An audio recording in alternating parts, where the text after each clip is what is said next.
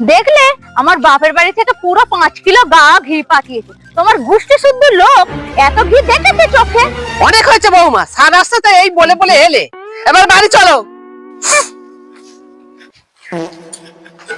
এই দেখো ননদিনী, আমার বাপের বাড়ি থেকে 5 কিলো গাওয়া ঘি পাঠিয়েছে।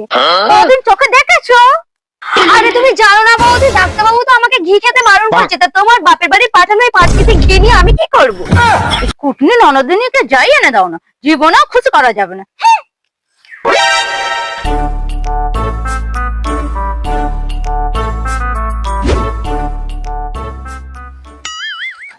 আরে ঘিয়ের ডিবেগুলো কোথায় গেল? এখানেই তো রাখলাম। মা মা মা, আরে তুমি মা মা করে চেঁচাচ্ছ কেন? কি হয়েছে কি? আরে আমি চেঁচাবো না, আমার ঘিয়ের ডাব্বাগুলো কোথায় গেল? আজব তো, আমি কি করে বলবো তোমার ঘিয়ের ডাব্বাগুলো কোথায় গেল? আমি কি ঘি খাই? তাহলে আমার ঘিটা গেল কোথায়? আরে তুমি এমন করে বলছো যেন ঘিটা আমিই লুকিয়ে রেখেছি। এই খুকি, তো দিদি ফোন করেছে। ফোনটা লাউডে দাও। আচ্ছা।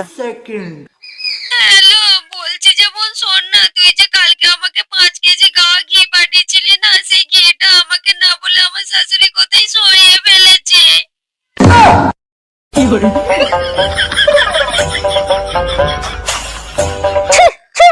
সাদের বলেছি গোষ্ঠী শুদ্ধ লোক কোনোদিন ঘি চোখে দেখাচ্ছে?